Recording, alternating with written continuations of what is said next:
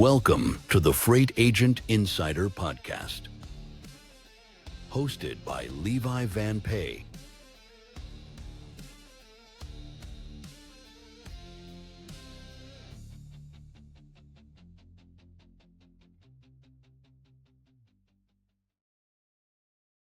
And welcome in, everybody. Good to have you here. On the Freight Agent Insider, I'm your host, Levi. Excited to have everybody in. It's going to be a lot of fun today.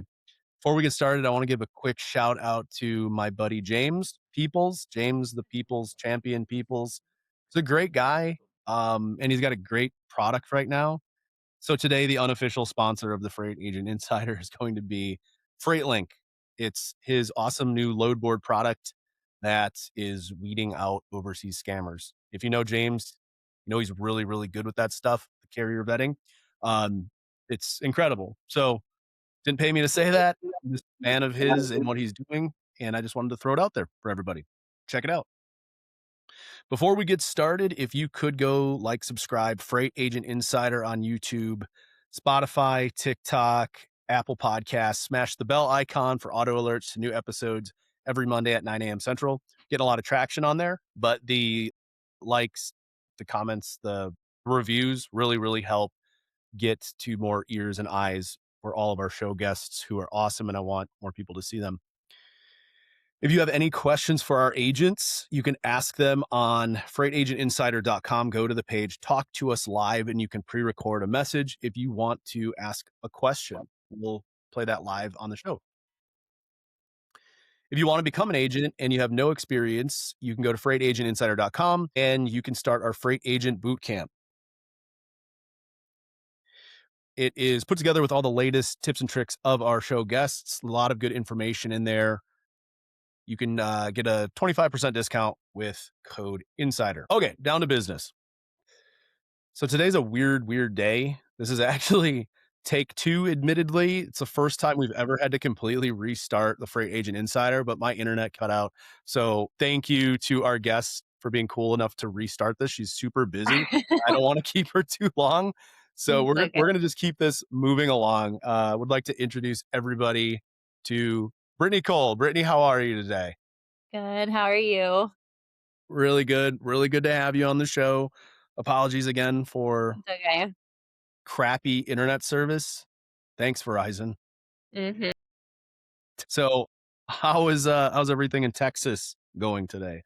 It's very good. Very good. Very dry. Very chilly. Very chilly, like 70 with a breeze. with a breeze. Okay. So we won't talk about Wisconsin weather. I don't want to feel Okay. bad. Not even remotely the same. Texas is it's bigger and better in almost every way. Yeah. I was talking to a friend the other day who was like, I'm looking to take a vacation. Where should I go? And I'm like, you should come to Wisconsin. And he Okay. was like, why?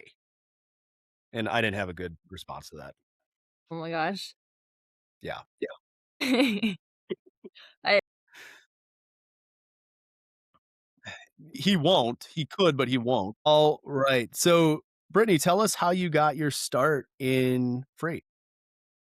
basically right out of high school kind of jumped into commercial insurance. I did not fully complete and take the college route due to just some personal family stuff going on. So kind of started my career in commercial insurance, insuring trucking companies, oil and gas companies, manufacturing companies. So, kind of learning the insides and outs of what now I think plays a huge vital role into my mindset as far Yep. as trucking companies and logistics companies. And then now, silly enough, servicing my customers who I used to insure back in the day. So one led right into the other. Basically, oddly enough, it did. And you owned your own trucks at one point too, right? Like you I had your own did. trucking company. Was doing the commercial insurance, and then I was about to turn 22 and decided to be silly and quit my job and start my own asset company, um, with some good knowledge, but not much experience. But kind of just jumped into it, and it worked very, very well. And I did the asset company for about 3 or 4 years. and then really pivoted into a brokerage model. And that's what you're doing now. That's what I'm doing now. So our company kind of, I think with this one kind of kicked off at the beginning of 2023. Yep. Yep. That's pretty cool. And especially being a younger brokerage, it's a lot like where I'm at now as a younger brokerage. What made you end up at that particular company versus like, you were a business owner, you had your own assets. Was there ever a thought of like, hey, let's just like take this, create my own brokerage and do it myself versus you were just maybe tired of doing it yourself with trucks and wanted some Um, additional resources? so I have heard a lot of stories about people that have obviously worked with other brokerages and then the amount of work that they're putting in and then Yeah, also the amount of money that these companies are making off of your work. And a lot of them either leave to start their own, and I guess that's kind of where it pivots into being an agent. If I'm not mistaken, like I said, I don't have a lot of that's right. that just because of my history. But as far as yeah, owning my own, there was just a point to where I have kids and stuff now, and just as I've Mhm. gotten older and spending the last 7 years of my life, grinding that out and trying to figure it out, it was just the best. I have a very unique situation where I kind of turned over the ownership to another gentleman who believed in, my company revival and believed in me. Kind of, I think you just said that kind of the financial relief of it. So I kind of can now, not be so focused on operations and the back end of Yeah. it, really be, help be face of the company and kind of be hands on with my customers and kind of have better resources and more opportunities than it would take than the average slow growth that it would take, owning the company yourself. It was the right decision for me at that time. Yeah, and I thought that was a really cool thing for us to talk about today because we typically talk to agents on this show and why it's so beneficial to become a 1099 agent. But what I wanted to talk about today was the complete opposite of that in a situation where maybe it is more beneficial to stay W 2 because look, bottom line is 1099 is not for everybody.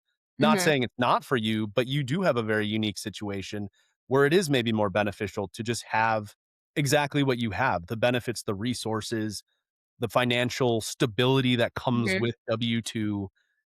Can you fill us in a little bit more on that as well? I don't have a lot of knowledge on the agent side, but I can speak for, I think like any job, there's going to be ups and downs, something you don't like. But as far as like the W-2 goes, I do believe that there are good companies out there that are worth taking the W-2 route. Like say for ours, there's me and two other salesmen and whatnot. And I do think if it's the right company, it is most definitely worth taking that leap.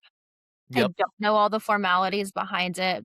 I think it was the right decision for me having the stability.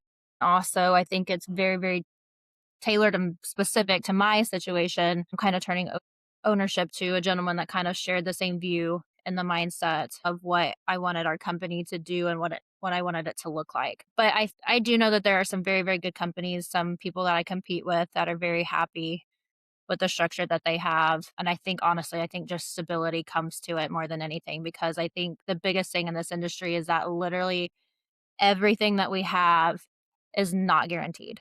I mean, That's right. any of our customers at any point, big or small, could be gone tomorrow. And all the more high stakes when you have little ones at home, and we just paused a second ago there because you have a little one crying in the background, and Yeah, it's like, sorry. I think no, you're completely fine. I think you mentioned before we were on the show that you had a baby when you started the asset company, right? I did. I can vividly remember being pregnant on a bouncy ball and voicing at 2 a.m. in the morning. And that's the silliest thing now is what we're doing. It is so common to be on the phone and there's Yeah, kids in the back and I'm like, "Oh my god, I'm so sorry." And they're like their kids are beating each other up. So it's just like it's very strange how much of like a niche this is to be working at home with your children and it be so sustainable and scalable. It's very strange. I don't think a lot of industries can really have that flexibility. It's very weird. All right, B. Cole, how has having this guaranteed income coming in changed the way you approach selling and prospecting? When you know you've got money coming in, like, is there a commission piece tied to what you do, or is it all just guaranteed salary? No, and whether, I can speak on it or not, I can confidently just say that, we are salary based and commission based. Yep. But I can honestly say that I think the coolest thing about our company as a whole is that, our boss has the mindset that there's no cap. Like, if you want to make more money, then go get it. Like, if we do have that stability and that foundation, which I think is very, very much helps. So that also sets kind of the bar of our expectations that we need to meet. I mean, as far as like, he is the point where like I think like any good salesman, like you can be in the corner standing on your head. Your numbers are going to show, your work ethic is going to speak for itself. And so I think it's just a matter of, yes, having that stability sets like the standard for us, but it's Yeah. also, there's no cap to what we can make. And I think that that's the really cool part about it. And so, yeah, so having that stability and having that foundation for me it was the best position for me to turn over ownership and kind of pivot to a different position is the amount of customers and the different commodities that I have now been able to go after and service, and the amount of maybe insurance or what kind of coverages we've needed. It's been really fun to be those conversations with our company and say, hey, like, I want to go after this. Is this obtainable? And they're like, literally shoot for the stars. Like, if you can do it and you can manage it and you can have the relationship, like, I'm gonna back you. It is worth the risk to Yeah. try. Yeah. And it's honestly been extremely fun and it's been extremely rewarding. That there's situations right now of companies, manufacturing like 55-foot, 155,000 skids that need to be moved, and the amount of insurance that we have to have.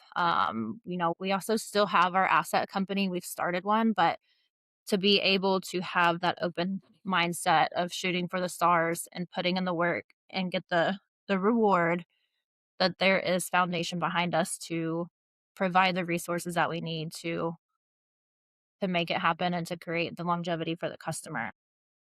The trucks that you guys have now, was that your asset company and you've, like, No. snowballed it? It's No, completely no, no, different. Okay, no. just curious. I had no desire and that's just not my side of, the Yep. vision at all. And that's the owner, and he's great and he loves it and he loves his big pretty trucks and they're great. He's kind of really pivoted towards the asset side to really satisfy certain customers. Certain customers want, assets and assets only. That's again, that kind of ties back into, if there's a customer and there's a relationship and that's what they need, then we'll provide it. The other week when I was talking with, Lacey Lampel was on the show, Well, and we were talking about, like, her path and how she got into freight and how she became an agent, all these mhm, things. And one of the things that we talked about was, like, not knowing everything out of the gate, and that's mhm. how it is with anything. Like, you just dive in It's head first. And, you said the same thing, like, you went through the school of hard knocks with these things, and you've learned so many things, and, like, you didn't fail, you just learned a bunch of shit that's really, really helpful to you now, and that's Mhm, probably really playing into your success. Something else I wanted to kind of backtrack a little bit on, B. Cole, was just this whole work from home thing that you mentioned earlier. The uniqueness of your W-2 position, I believe you mentioned that you don't have, like, clock in, clock out. You have a mhm. really, like, solid autonomy over your day, which I believe is brilliant in the way to do it, because the W-2 brokers that do get burned out are the ones that have, like, these ridiculous KPIs and Yeah. all this micromanagement on their shoulders. And that's what's really cool because, like I said, is, I pivoted from the asset company and went to a brokerage. And then, I had my vision for what I wanted Revival to be. And then, kind of like a God sent situation was presented this opportunity to turn it over. And it was a hard decision, but it was a right decision.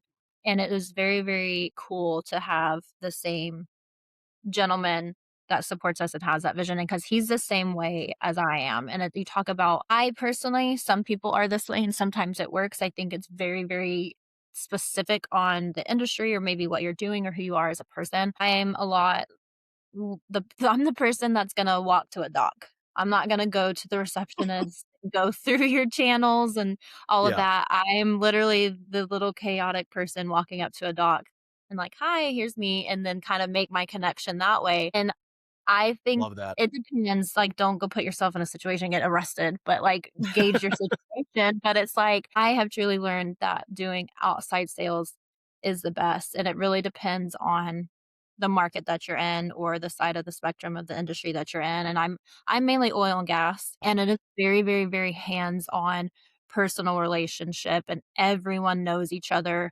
And there's a saying out in West Texas, you're one person away from knowing everyone. And I have lived that firsthand. And I just think that being in the position where you're not held 8 to 5, there's no limit. And we have the model that, go out, like go out, go visit, go fly, go visit your Yeah. customers and be hands on. And like, and we're talking about being a brokerage or even an asset company. And like my favorite thing about it in sales is what's gonna separate me from walking into that building? Because there's gonna be That's 9 right. other people that same day that's gonna come in, and I Yep. think that it is so cool and unique in the industry that we're in. They're gonna be like, "I liked that person." We all do the same thing. We can all do the same thing. We can all build up our network, but I think it is just such a cool and unique situation to be like, you walked into that place and you connected with that person and they wanna work with you. You and Yeah. you only.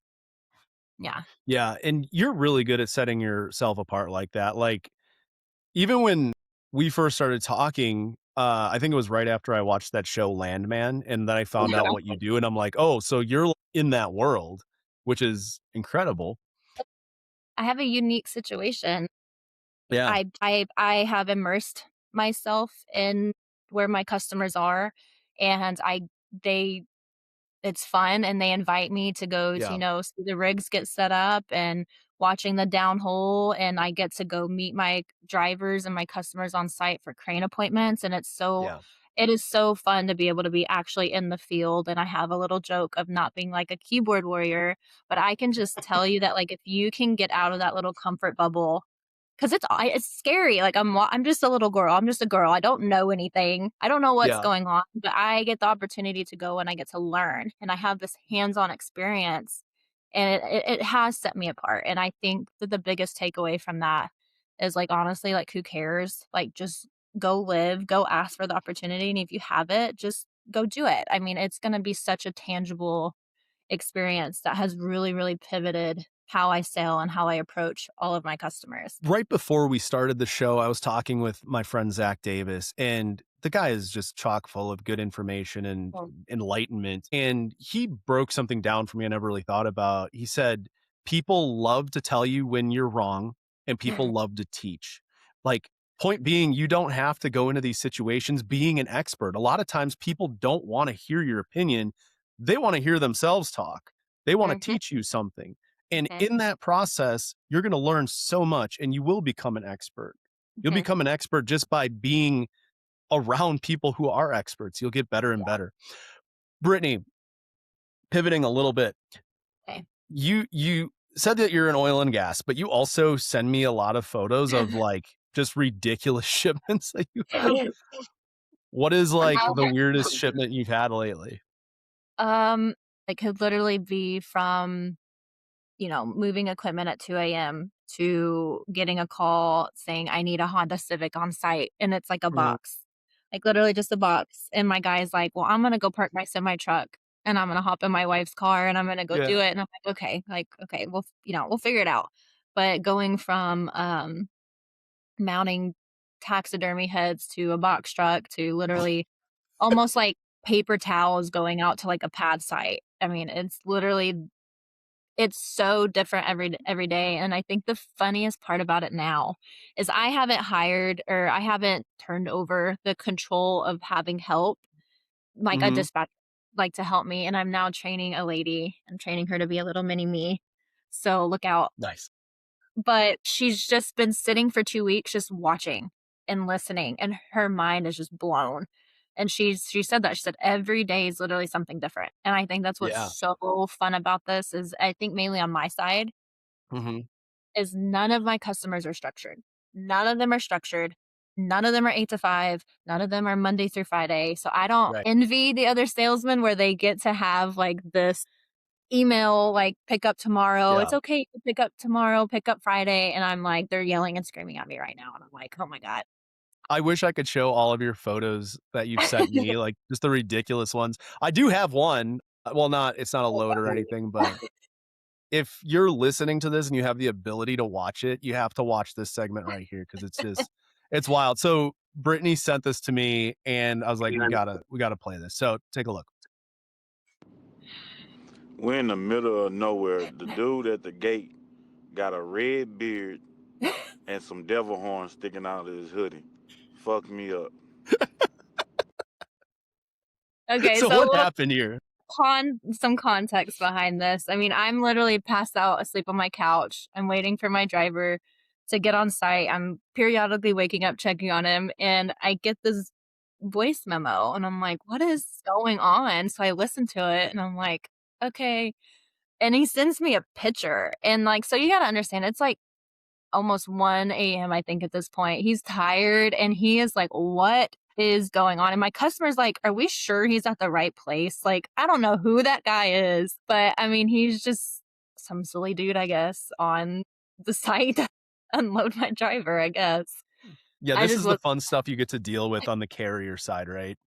yeah, I wasn't expecting that, but he FaceTimes me all the time. I mean, it's just I just that one was funny. That one got me. Yeah, that's a good one. Again, if you listen to that, it's funny, but like with the photo of this dude, I'm like, it's he let you take a picture of himself. just But bizarre. yeah. Yeah. All That was right, good. Brittany, what's your thoughts on this here? Freight Agent Insider Tips for Success. And this can be for anybody that's out there who just wants to step into the industry. It doesn't have to be an agent. Just getting your foot in the door as a W-2. What are your tips on like what to look for? And that could be like look out for non-competes, look out for non-solicits, or something completely different. I mean, that's gonna be a big part of it. I mean, that's a whole box to unravel yourself Yeah, on it the is. non-competes and non-solicits, but, I mean, I just truly think at the end of the day, the most important thing is going to be your personal relationship with your customers. I think with any position, no matter where you go or what you do, I mean, you are gonna stick with them, and they're gonna know you, and they're gonna trust you, and I think that that's all that matters at the end of the day, and I can speak to that first-handly, that your time and your energy that you put into them is going to matter at the end of the day, and they're going to follow you no matter where you go, what agent it is, what Yep. agency, or you change jobs or whatever. I wouldn't be so scared, about those situations. They are out there, unfortunately, and they're very, very Right. unfortunate. But I think at the end of the day, the only thing that you can control and worry about is how you service your customer and the That's right. foundation you have with them. You had such a unique pathway to where you are now. You're the only person I know who literally started with owning trucks, Mhm. right? Like kudos to you. You dove in head first. But is there a personality type, I guess we can frame it this way, that you think would be good at becoming a freight broker, whether it's W-2, 1099, who Um, excels? I this is a personal preference, and I really do think it just depends on which side of the spectrum you are on and what industries you're in. And I can just say from my experience, this is my favorite is honestly, I think I would say key is honestly just the amount of I think empathy that you can have for drivers, not in so much of a get taken advantage type of situation. But like I said, is I've had to financially I've had the pressure on my shoulders taking care of Yeah. drivers on my own and what they're dealing with and how hard it is. And so being at a brokerage and serving my customers, it's not so much, just being on the low boards or whatever, we utilize them. It's a tool and they're helpful and they're great.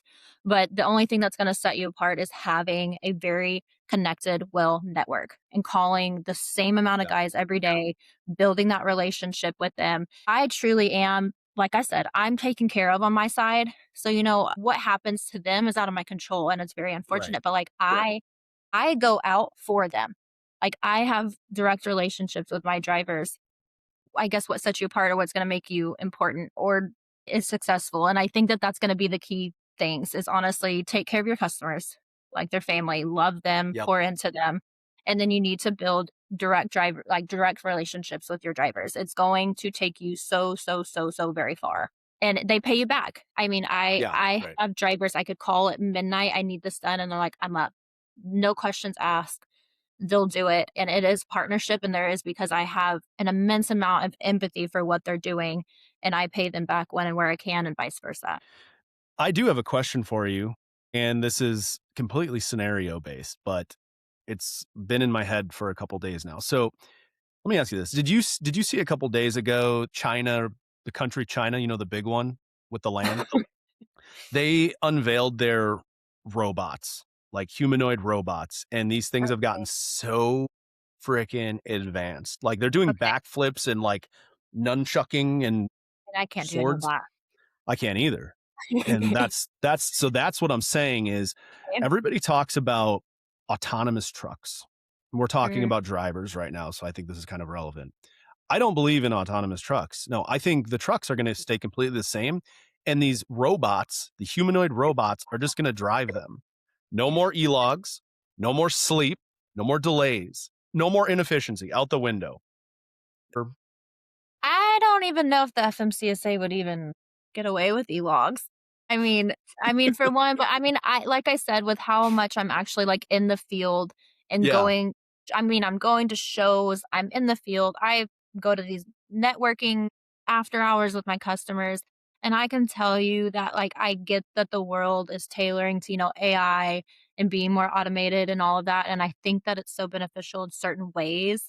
There's trucking is just trucking, and there's a lot of customers that are not going to want to pivot to that and don't feel comfortable with that. And the human interaction and like the relationship side is so important and sought out, I think, in this industry. I mean, that is the only thing like I've harped about this entire time is that's what's going to set you apart is being a human being, because like I talked about on the sales side of it, the phone calls don't work.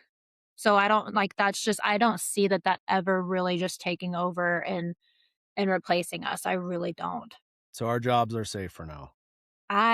For how long I don't know. But that's just my opinion though. I like it. Let's wrap it up with this, Brittany. Okay. Horror stories and pitfalls. Oh, What do you got for us? knock on wood, I haven't really had anything Good. crazy or bad happen. Could be like starting a trucking company at 22 and That's just stupid. That's not That's scary. not That's just stupid. That's just Let's dumb. let's think about pitfalls for other Okay. people, especially like we have a lot of listeners who like come from TikTok and they're Okay. Gen Z and maybe they want to start a trucking company or maybe they want to start a brokerage. What advice do you have for these younger people who are like trying to do these things but don't necessarily know where to start? Um, I mean, it's gonna be the same thing. I mean, I just genuinely feel that if you can put yourself out of the comfort bubble and put yourself in these situations, and it's gonna be scary, it's gonna be daunting, but I promise after you get a few no's, you're gonna get comfortable, and it's honestly such a, like I said, it's a rush to be able to know that you're doing the same thing as everyone else and that you get chosen to prove yourself. And I would just say, honestly, take risk. And it's going to come into putting in the work and the grit and the integrity. I think that if you're going to get into this industry, that's the only way. And it's going to be being a human being and going connecting with people. And again, our company specifically, and this doesn't work for everybody. It's the cold calling. Yeah. It doesn't work. There's too many people doing it and they wanna see a Yeah. face and they wanna, have a relationship with you and not a phone. Yeah, 100%.